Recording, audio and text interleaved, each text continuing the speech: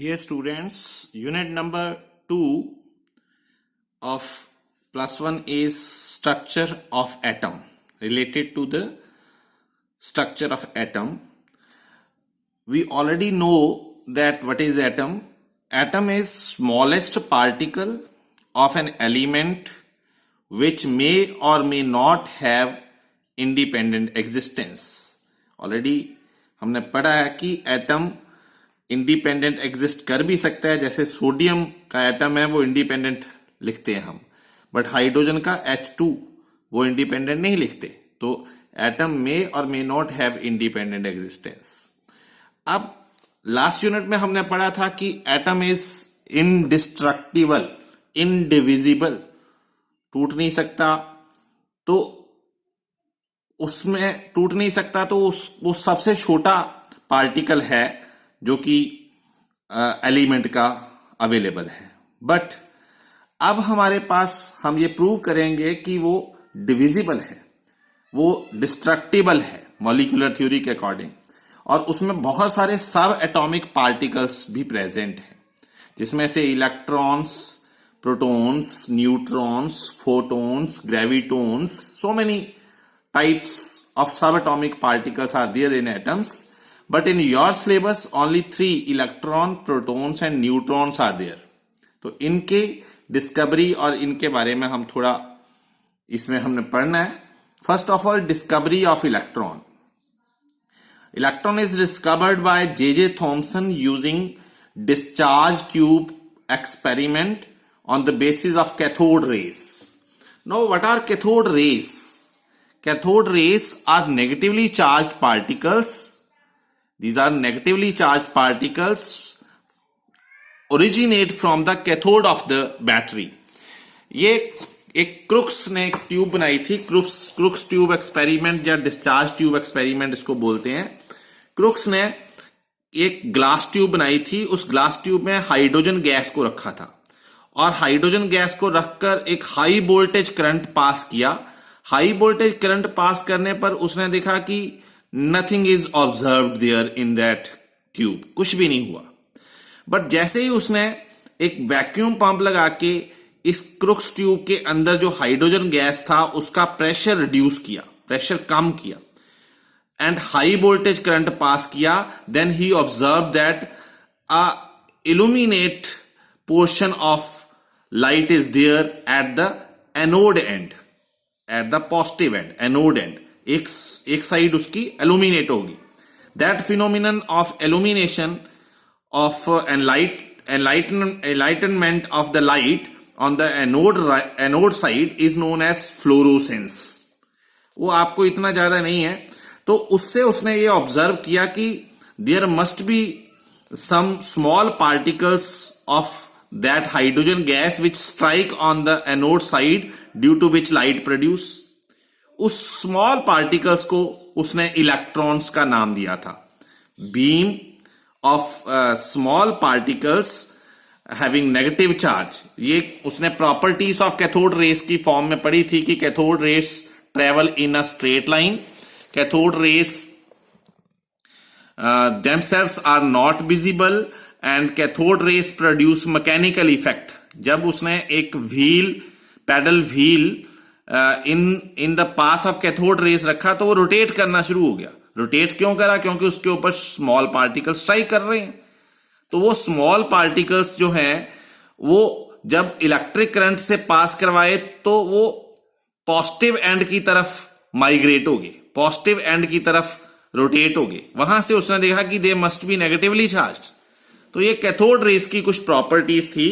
उस cathode rays की properties के बेस पर इलेक्ट्रॉन्स की फर्दर उसने डिस्कवरी की. उसने देखा कि जो चार्ज टू मास रेशो है उन कैथोड रेस के पार्टिकल की वो 1.76 है into 10⁻11 coulomb per KG. And charge of that electron, एक ऑयल ड्रॉप एक्सपेरिमेंट था, वो आपको सिलेबस में नहीं है, उससे चार्ज निकाला 1.602 10⁻19 कूलम. और जब चार्ज को चार्ज टू मास रेशो से डिवाइड किया तो मास ऑफ इलेक्ट्रॉन आया 9.1 10⁻31 kg. ये दोनों चीजें आपको याद करनी पड़ेंगी क्योंकि टू डिफाइन इलेक्ट्रॉन इनको हमें याद करना ही पड़ेगा। अब इलेक्ट्रॉन क्या होता है? अ सब atomic particle which carries 1 unit negative charge. This is smallest negative charge 1.60 into 10 to power minus 19 coulomb. A subatomic particle which carries 1 unit negative charge and has mass 9.1 10 to power minus 31 kg equal to 1 by 1837th of that of hydrogen atom. Hydrogen atom के 1 by 1837th, that mean negligible. Hydrogen इतना light है कि उससे भी light 1 by 1837th electron है। That's why electron का मास हम negligibly 0 लेते हैं। तो उसके बाद इलेक्ट्रॉन के बाद डिस्कवरी ऑफ प्रोटॉन हुई, जो कि ई गोल्डस्टीन ने की। उसने भी उसी ढंग से चार्ज और चार्ज टू मास रेशो की वैल्यू निकाली और उससे मास निकाला। उसने क्या किया था? उसने बोला कि जो क्रुक्स ट्यूब है, क्रुक्स ट्यूब में उसने एक परफोरेटेड कैथोड रख दिया। परफोरेटेड कैथोड क्या होता है? जिसमें छोटे छोटे पोर्स होते हैं।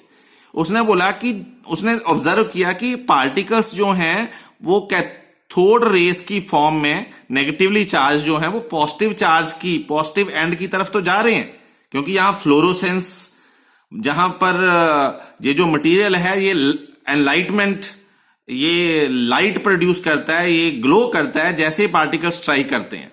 पर साथ ही साथ जब ये पार्टिकल वापस अपने पाथ पर जाते हैं तो ये एनोड साइड को भी एनलाइटनमेंट कर देते हैं, ग्लो करवा देते हैं। तो वहां से उसने देखा कि there must be positively charge particle which are going towards negative side. तो उस पॉजिटिव चार्ज पार्टिकल की स्ट्रीम को, वेव को, कैनल्स को उसने बोला प्रोटॉन।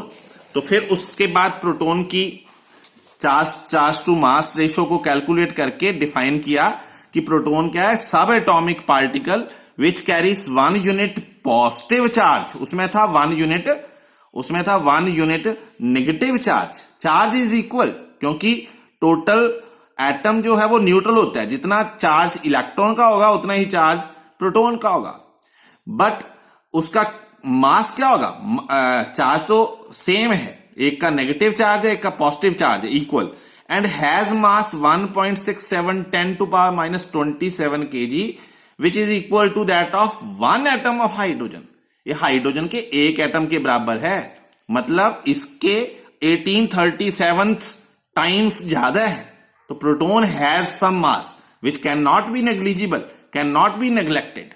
ये आपने नोट करना है। इसका मास हम नेग्लेक्ट कर सकते हैं, इसका मास हम प्रोटॉन का नेग्लेक्ट नहीं कर सकते। It is 1837 times more than that of the mass of electron.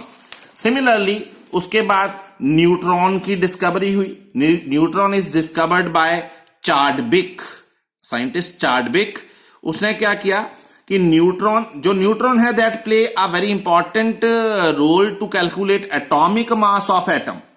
Atomic mass of atom, क्योंकि एटॉमिक मास ऑफ एटम जब हमने देखा कि atomic mass of atom proton और इलेक्ट्रॉन के बराबर होगा, प्रोटॉन के मास और इलेक्ट्रॉन के मास के बराबर, बट जो प्रोटॉन का मास था उसके मास से डबल मास आ गया था टोटल एटम का। अब इलेक्ट्रॉन का मास तो 0 होता है, तो प्रोटॉन के डबल मास आने के कारण उसने ये देखा कि there must be some other particles in atom.